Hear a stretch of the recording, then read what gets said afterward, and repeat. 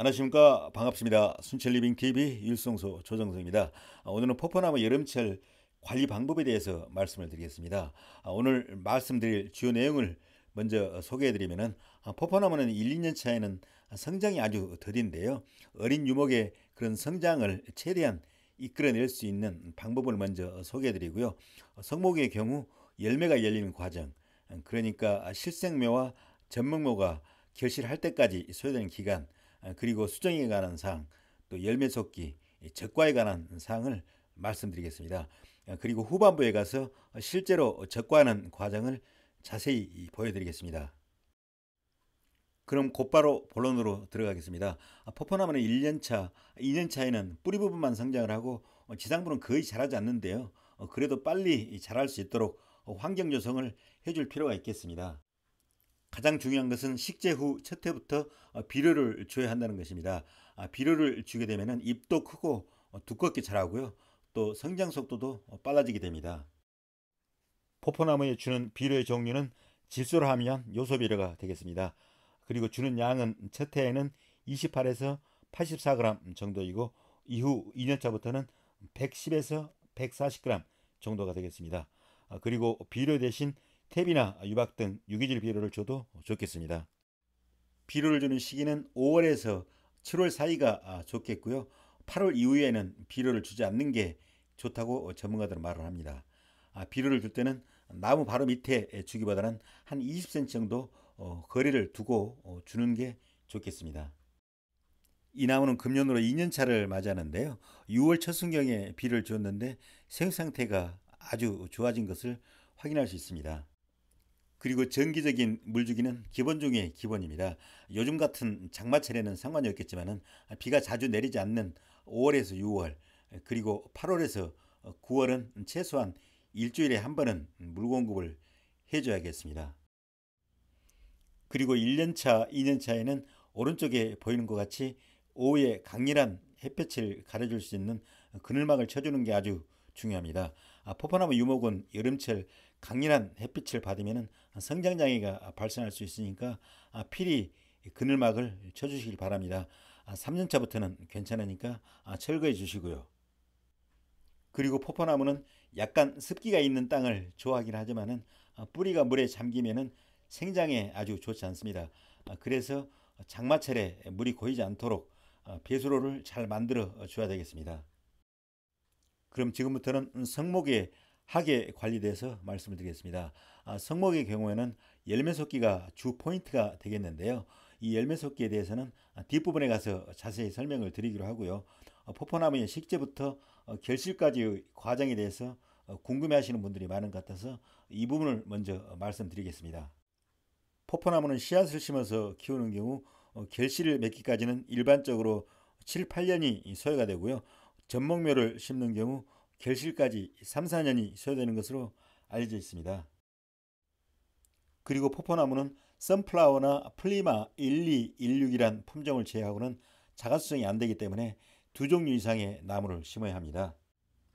포포나무에 수정을 하는 매체는 벌 대신 파리나 딱정벌레 등이 하는 것으로 알려져 있어서 이들을 불러들이기 위해서 음식물 쓰레기를 나무 옆에 가져다 놓거나 또 인공수정을 시도하는 경우도 있지만 많은 포포나무 가원이나 저 경우를 볼 때 특별한 조치를 취하지 않아도 수정이 원만히 진행되는 것 같습니다. 포포나무 꽃은 잎이 나오기 전에 피고요. 특이하게도 처음에 꽃이 필 때는 암꽃이었다가 시간이 경과되면서 숫꽃으로 변화가 됩니다. 그래서 인공수정을 할 때는 부드러운 붓등을 이용해서 숫꽃에 꽃가루를 묻혀서 암꽃에 문질러 주면 되겠습니다. 다음은 포포나무 적과에 대해서 말씀을 드리겠습니다.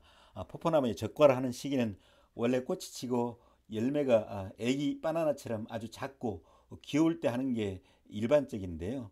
포포나무도 6월에 생리적 낙과가 이루어집니다.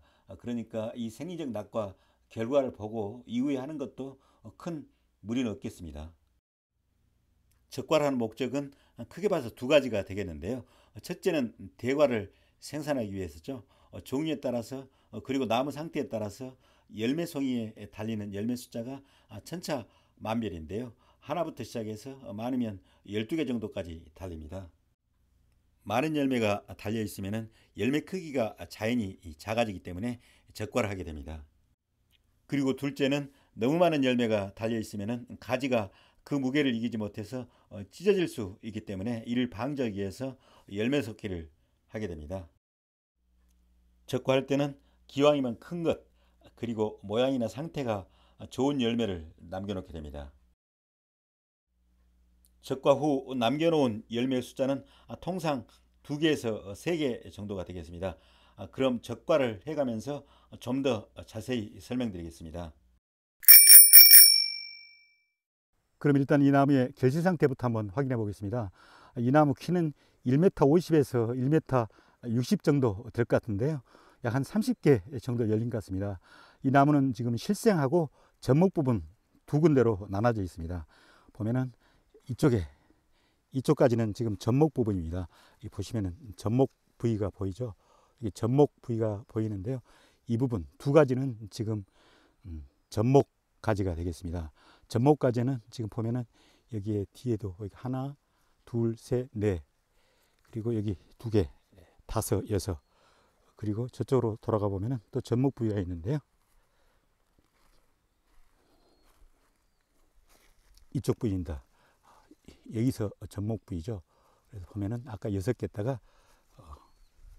7, 8, 9, 10, 11, 12, 뒤에 13, 14, 15, 16, 17, 18, 19, 20, 21, 22, 22개가 열렸네요. 너무 많이 달린 것 같습니다. 일반적으로 접목 부위에서 접목한 부위에서 열린 게 훨씬 많은 것 같습니다. 그럼 다음에는 이 실생 부분에서 열린 열매들을 한번 확인해 보겠습니다. 실생 부분에서는 그렇게 많이 열린 것 같지 않습니다. 여기는 실생가지인데요. 여기 보시면 3개가 있죠. 하나, 둘, 3개. 실생 부위에서 열린 부분은 좀 적습니다. 열매가 상대적으로 3개고요. 여기 하나 있죠. 적죠. 4개 여기 있네. 5, 6, 7, 8개. 그리고 저 위에도 있네요. 9개, 10개. 좀 적죠? 10개. 그러니까 아까 22개에서 10개를 더하면 32개가 열렸네요. 일반적으로 역시 이 실생에서 열린 열매는 조금 적고요. 접목한 부위에서 열린 열매는 상당히 큽니다. 이 접목한 나무의 명칭은 제리스피컬 이란 대과종 포포나무가 되겠습니다. 그럼 지금부터는 열매 섞기를 한번 해보겠습니다. 앞에서 말씀드린 대로 열매가 비교적 크고 상태가 좋은 열매 2개 내지는 3개를 남기고 적과를 해주시면 되겠습니다. 그런데 이 나무는 지금 아주 특수한 상황이 있습니다. 너무 이렇게 연약한 나무인데요. 열매가 많이 붙어 있습니다. 그래서 과감하게 빼내야 될 것 같습니다. 왜 그러냐면 이 나무는 금년만 열매를 따먹고 말 게 아니라 앞으로 계속 5년이고 10년이고 키워야 될 건데요. 이렇게 너무 많이 달면은 이 수영 관리에 좋지 않을 것 같습니다. 보면 지금 이건 접목한 가지의 선단부인데요. 선단부에 이렇게 과일을 많이 달아놓으면 이렇게 내려앉겠죠. 이것도 마찬가지고요. 지금 이쪽 가지는 별로 없습니다. 접목한 가지는 지금 가지가 2개밖에 없는데 다 열매를 달고 있기 때문에 과감하게 솎아 내줘야 될 것 같습니다. 그래서 이건 지금 보면은 안쪽에 지금 그늘 속에 들어간 거 이거 하나만 남기고 나머지는 다 제거를 하겠습니다. 이렇게 제거할 때는 이렇게 잡아당기면 안 되고요. 이렇게 돌려주면 상대적으로 쉽게 떨어져 납니다. 이것도 마찬가지로 이렇게 돌려주면 쉽게 떨어져 나갑니다. 지금 핸드폰을 들고 있어서 그런데요. 따실 때는 양쪽 손을 이용을 해야 됩니다. 이것도 마찬가지로 이렇게 돌려주면 되고요. 그리고 이것도 보면은 이것도 다 따줬으면 좋겠는데 맛은 봐야 되기 때문에 이 중에 하나만 남기겠습니다. 상대적으로 이쪽에 왼쪽에 있는 게 좀 상태 안 좋네요. 그래서 왼쪽에 있는 것을 적과를 해주겠습니다. 잘못하면 2개 다 떨어질 것 같은데요. 야, 떨어져. 떨어졌습니다. 성공적으로 떨어졌습니다. 이 정도 하면 될 것 같습니다. 이것도 이렇게 열매가 큰 열매라 아무래도 가지가 주저앉을 것 같은데, 주저앉으면 다음에 지지대로 받쳐줘야 될 것 같습니다. 안전하기 위해서는. 저쪽으로 가서 다른 또 접목한 부위 한번 보겠습니다. 아까 말씀드린 대로 여기 보면 접목한 부위가 여기인데요.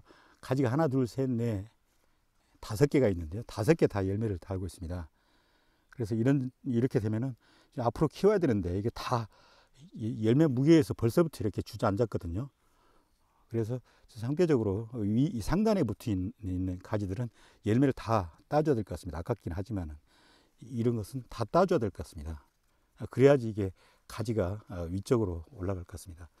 어떻게 하나 더 있네, 밑에요. 그럼 33개가 되겠네요. 어우, 잘 안 따지네요.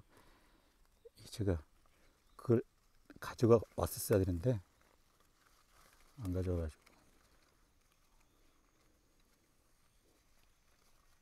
어우,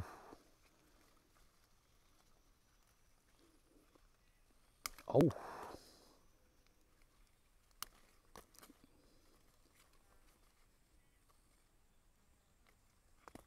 땄습니다. 이걸 지지대로 해서 이걸 위로 올려서 이거 클 수 있도록 조치를 해줘야 될 것 같습니다.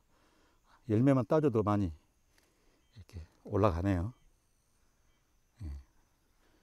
그리고 이 두 가지 중에서 이쪽까지는 그래도 좀 그러니까요. 이쪽까지는 하나만 남겨놓고 다음에 지지대를 설치해서 좀 잡아주겠습니다. 이것은 아깝지만 2개 다 따겠습니다.